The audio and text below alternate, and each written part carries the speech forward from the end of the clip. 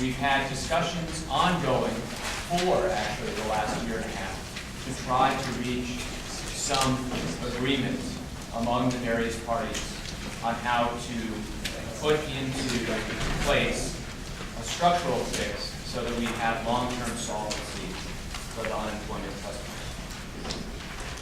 What we have to remember is this is a program that is highly successful. In Vermont, we have much to be proud of. People who are on unemployment in Vermont go back to work faster than any other state in the United States. That is something that we have a lot to be proud of, and it reflects Vermonters' values and their desire to work hard and make a living. I think it's important to remember. I think it's also important to remember what's happening to people who are drawing unemployment.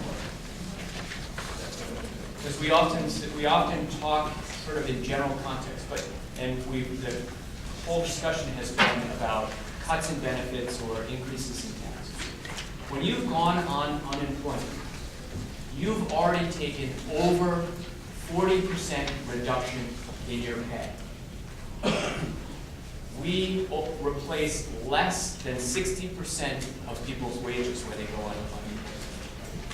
Not only that, in many instances, people have lost their health care benefits. They've lost other benefits associated with work. That's the starting point for people who are on unemployment. They have already taken a significant reduction in their pay when they go on unemployment, and not voluntarily. So I think we need to remember that in the context of the whole system. We have had ongoing discussions with the administration about how we could fix this problem. We actually continue to have conversations with the administration about how we can fix this problem. The reality is, though, that we want to go home on May 8th. And for us to go home on May 8th and put together an unemployment bill, we actually need to start moving a bill while we are engaged in discussions with the administration. So I'd like to outline for you today where we have made some changes, what we're proposing to put the unemployment trust fund into a structurally sound position.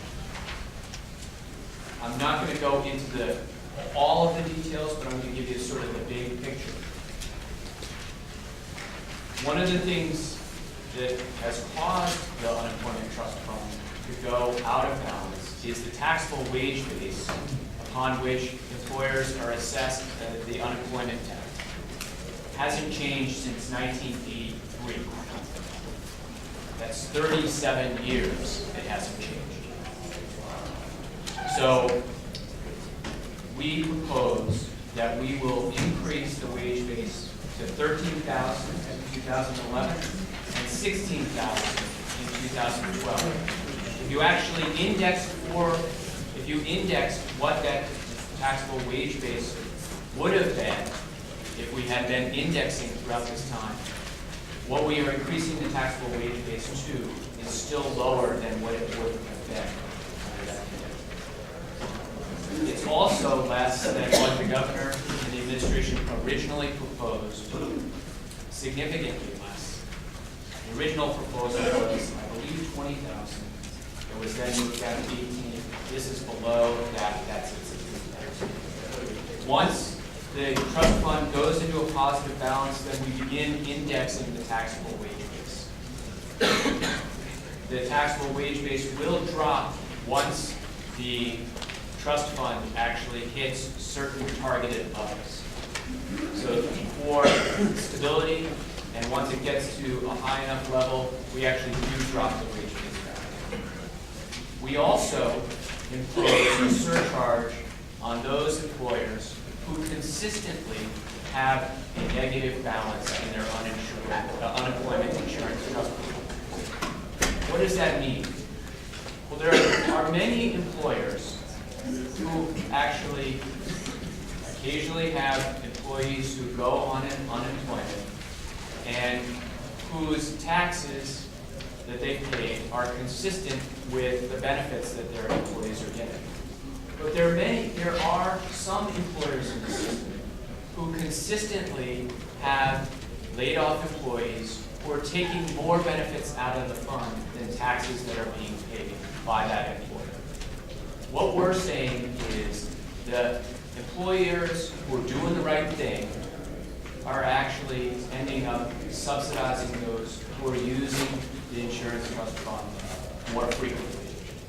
What we're proposing under this proposal is that if you are a negative balance employer for 3 years, you have an assessment of 0.5%. We also are increasing some fines on the employers for failure to file timely reports and misclassification reports. What do we do on the employee side? Until the fund went into negative balance, the employees had their maximum wage base, maximum weekly benefits, indexed every year, so those actually increased. Now we talk about the maximum benefits of $425, but it's important to remember the average benefit for employees who are getting unemployment insurance is $309. So when we talk about $425, that's the maximum you can get. But the average Vermonter who's unemployed is getting $309. We cap the maximum weekly benefit at $425 until the fund gets back into balance. Under our proposal, it gets back into balance in 2015. We index to, once it's back on balance, we index to the growth in average annual wage, the same index we use actually for the taxable wages. When Schedule 3 is reached, we actually move the maximum weekly benefit to 57% of the average weekly wage. Representative Shap will get.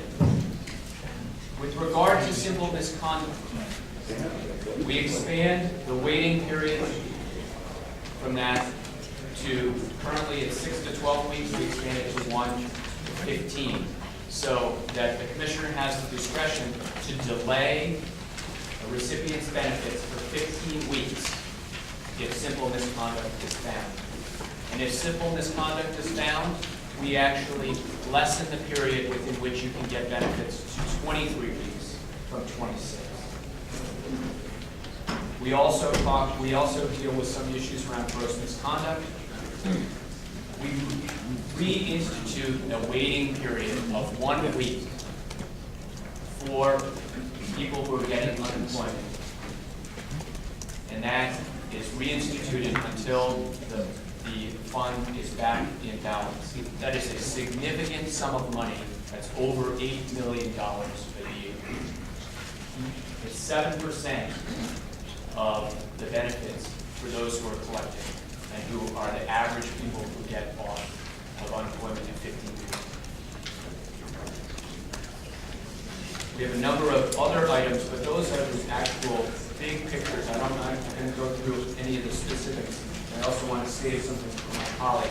We think that this is a responsible package, that it's balanced, and takes into consideration the fact that the wage base hasn't been increased for 37 years. It acknowledges that employees will share some of the need for balancing this. And it also acknowledges that the people who are drawing on the unemployment insurance trust fund, the people who we are helping, have already taken it in. They're unemployed. Their benefits have already been reduced.